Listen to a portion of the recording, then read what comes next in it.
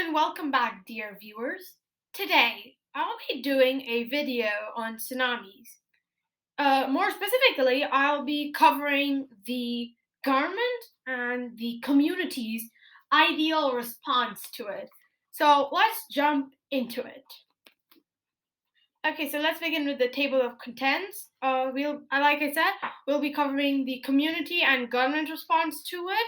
We'll be covering the before, during, and after parts of it. So let's just go to the community part of it first. So at the community level. So before a tsunami, always know if you're in a tsunami prone area. Find out about the height above sea level from local street signs. Always have evacuation plans at the ready. Be updated of local weather. Learn about insurance plans and keep your prized possessions insured. Observe sea and animal patterns. So I will just quickly explain these pointers that I've written down. So always know if you're in a tsunami prone area. Most of the tsunami prone areas are within a coastal region. So if you're very close to a coast, you should be alert. Be very alert, okay? I will mention this point over and over again throughout the video, but always be alert. So you can find out about the height above sea level either from there are lots of services. You can use Google for finding it out because pretty much everything's on Google, or sometimes local street signs have the height above sea level. It's always handy to know the information. Okay, and if you're a if you're a resident of the tsunami prone area, you should always have an evacuation plan at the ready and keep this evacuation plan where everyone can see it. Every single one of your family members or your friends or whosoever staying in your house or place of residence, can see that. Okay, so they should be able to see it. It should be nearly everywhere. Okay, so I hope you got my point about that. So be updated of local weather. This is kind of easy, but you can keep updated of local weather from an app. So there are loads of apps. No, though that is either third-party apps. There are loads of apps. So you can download it on your phone. Pretty much everyone has a phone, and everyone has a weather app on their phone. If you're using a smartphone, yes, there's a weather app. So yeah, very important.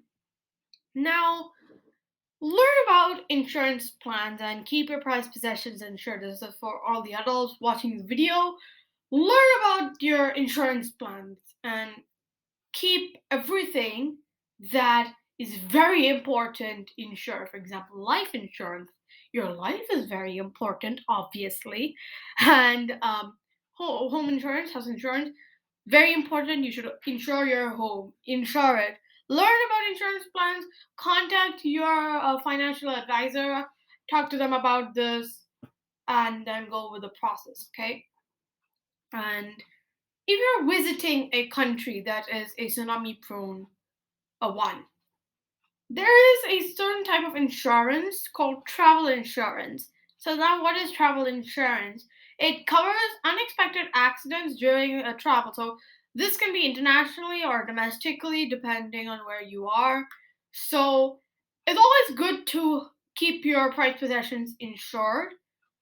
Now, observing sea and animal patterns. So, now some of you who are visiting this tsunami prone country or area, whatever, might be asking, well, how should I know sea and animal patterns? Well, you don't have to. The visitors don't have to. It's good enough to listen to staff who are most of the staff like hotel no, I don't mean like hotel.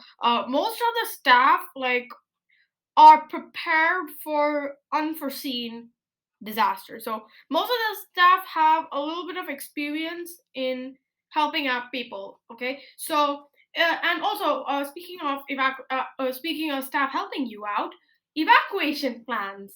If you're visiting a place, for example, you're in a hotel, right? You should know the evacuation plan. Sometimes sometimes they perform drills. You might not be around when the drills happen, so it's good to ask for the evacuation plan. Very good idea, okay? And observing sea and animal patterns, this applies to long-term residents of the place in question. It's a very good idea to know how nature works around you. Like, if it suddenly starts behaving very strangely, like, I'll just tell a little thing here.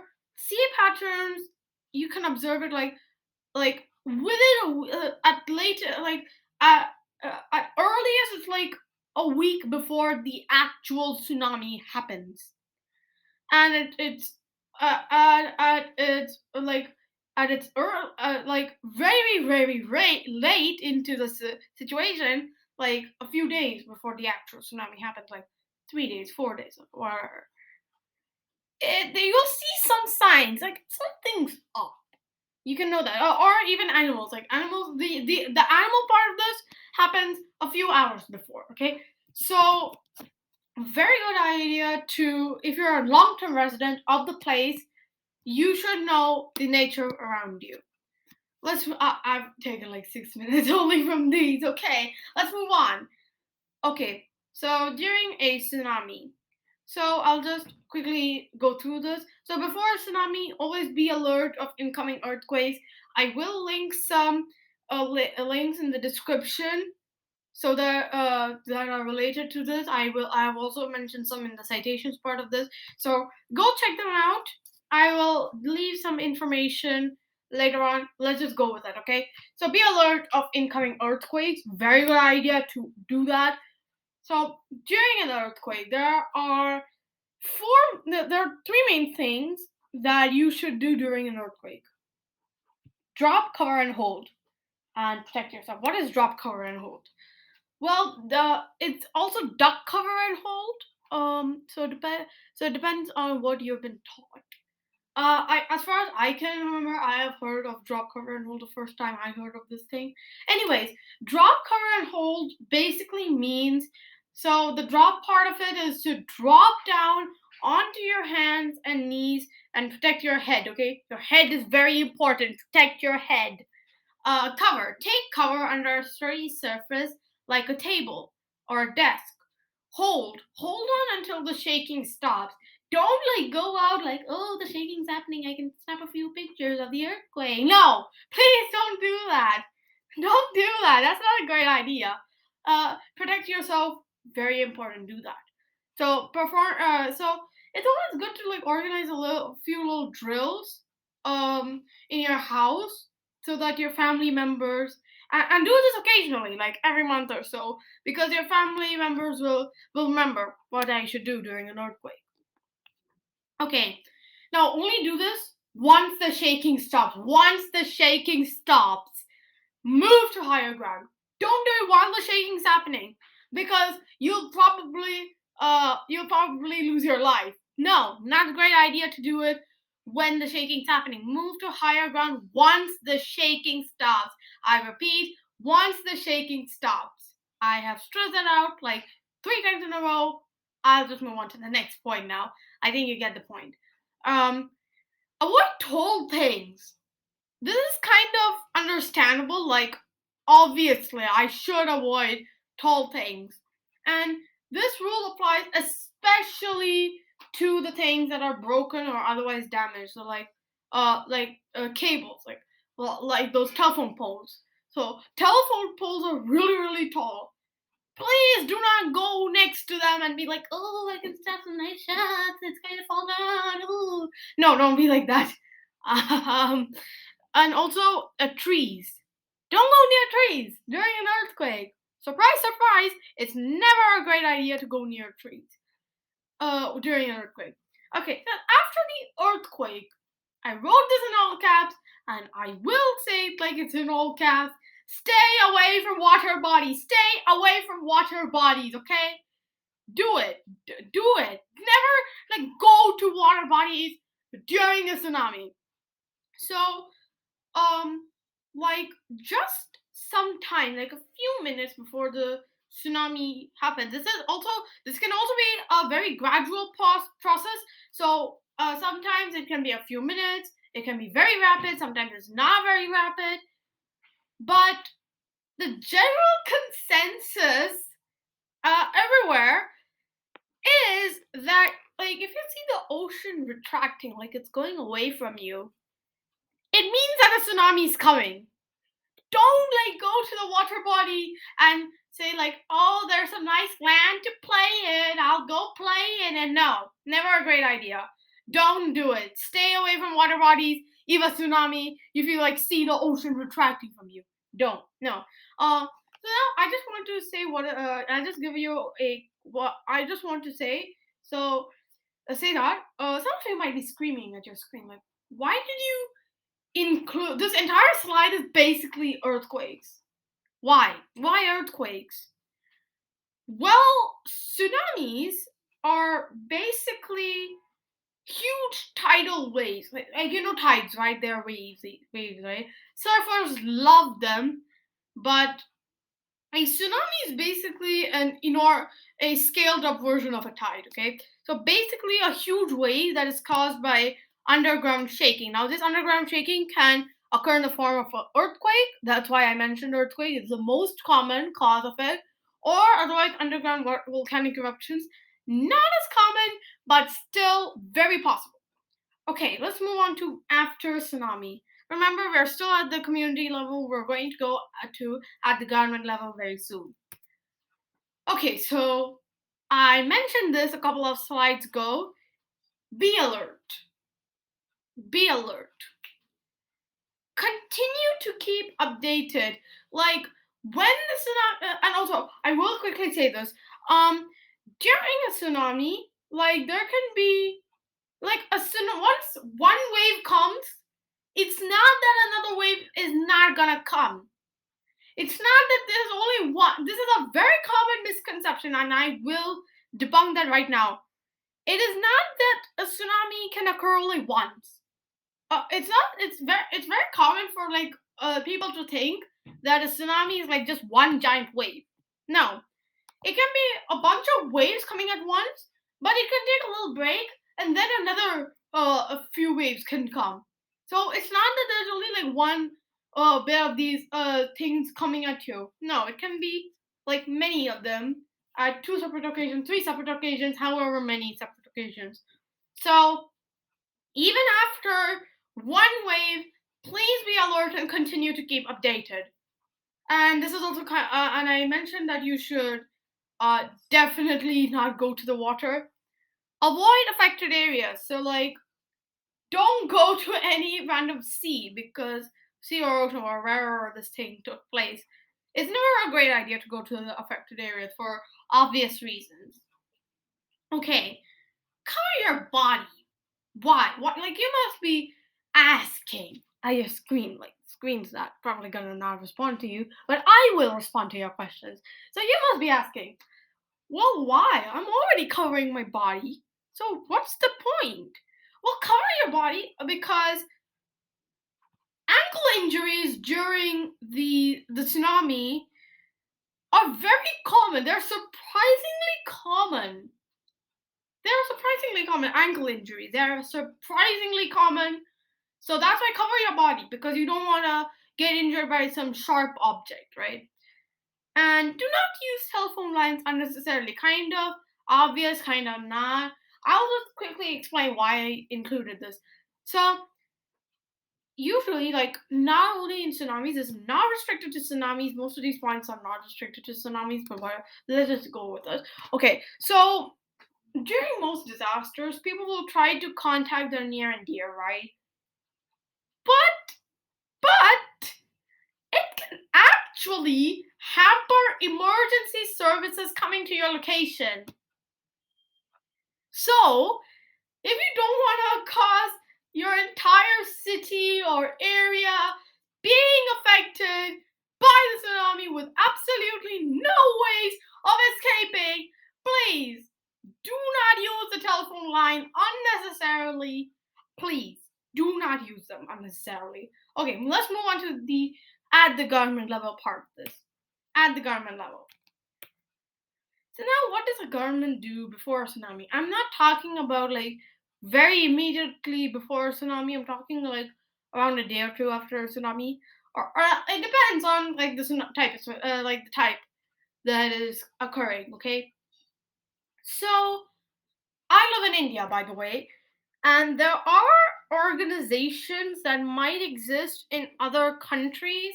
There are other organizations that exist in other countries, and they also are kind of related to this. Okay, so there are two primary agencies who are responsible here in India for alerting the people. That is the IMD and the NDMA. Both stand for the Indian Meteorological Department and the National Disaster Management Authority, respectively. So, check with their meteorological department. I will link some of them in the description down below, but feel free to do your own little web surfing research on it. It's a good idea to do your own little research. And the NDMA, which is basically kind of like, which is they have a website on it. Check it out. They have the helpful tips. I've included just a bit of a gist of all the tips, but they have more detailed facts. So go check it out. I'll leave a link in the description. Go check it out. Okay. Now, what does a government do during a tsunami? And also, by the way, the points listed in this is not restricted to a tsunami. I mentioned this before. I'll mention it now. It's not restricted to a tsunami. So the government, and I don't mean like the national government, I mean like local governments, uses verbal or non-verbal, or it's usually verbal, alerts to alert the people. So the local district authorities alert the people through loudspeakers, radios, news reports, and all those other modes of communication. Okay, so loudspeakers, radios, news reports, they're kind of common, but they're kind of obvious. Like why would they use it? And loudspeakers are usually the go-to for most governments. Now, what do I mean by other modes of communication? So, for example, their website would probably that like news reports are very helpful in that if you're not in that location, but you have friends and family staying in the affected location, good idea to keep up with the news reports. Okay, let me just say what I mean by other modes of communication. So they can be notifications on your phone. Sometimes they are given, and they are very helpful. Okay, so that's what I mean by other modes of communication. And a red alert is given to evacuate the people. This is not restricted to India. This is for almost every country there. I think they have different names for it, but it's called a red alert. It's given for evacuation or otherwise like alerting people. So yeah, I'll just go on to after a tsunami. Now, what does the government do after a tsunami? Now, there are certain organizations that aid the affected and provide relief services to them. I'll quickly say the acronyms and then I'll go on to explain everything, okay? Okay, so let's begin with the NCC, the UNDMT, the Red Cross, and CRY. Okay, let me just mention quickly that the NCC and CRY, they stand for the National Cadet Corps and Child Relief and You. They respectively, they are Indian organizations. I will be providing some alternative organizations that are American. Okay, so the UNDMT, this is an international organization. It stands for the United Nations Disaster Management Team. Okay, and the Red Cross. Now, I know most of you know about the Red Cross, but I still want to explain what it is. So, according to their official website, this is what I found. The Red Cross is a humanitarian organization. Its main goal is to protect life and health. It is an international organization that is found in almost every country. There are a few countries that are not part of the Red Cross, and in some countries it's apparently called the Red Crescent. These are in the Arab countries like that, so like in the Muslim countries. So yeah, it's called the Red Crescent over there. So depends on your location what they're called. Here, as far as I know, it's called the Red Cross. And the UNDMT, I already explained that. I said that I was going to give alternatives to the NCC. The NCC is basically a group of young trained people who can help in providing relief services and all those stuff. CRY stands for Child Relief in You. I mentioned that. It's basically more inclined towards child relief. Okay. Now the American organizations are FEMA, that is Federal Emergency Management Agency, and CERT, which is part of the FEMA, but it's like community grade, and it stands for the Community Emergency Response Team. And by the way, the Red Cross is like the Indian Red Cross, the American Red Cross, whatever. So I just put an image of the American Red Cross that says you can help. So yeah, you can help the American Red Cross apparently. Okay, I think this wraps it up for the video. And okay, I'll just say a quick fun fact. By the way, the Red Cross Red Cross's headquarters is in Geneva, in Switzerland. So there's a little fun fact for you. Anyways, that wraps it up for this video. Thank you so much for spending like 21 minutes watching this video. I know it was a bit of a stretch, but still, thank you very much for watching. And let me quickly cite my sources. I'll quickly cite my sources. Okay, ndma.gov.in. This is a helpful website. If I said this before, they have a website. I'll link this in the description. You can visit the website for more info on not only tsunamis, but there are a whole lot of other disasters like earthquakes. You can look at the website and you can look at the helpful tips that they have provided. Ready.gov, this is a US website. It's a very useful source if you want to know more websites. And Canva for the images and animated elements that are, you can even see these in the in this slide. And My Hippocampus, because I had to recollect a lot of things. Okay, so thank you so much for watching this video. That wraps it up for this one. Bye bye. I'll see you in the next one.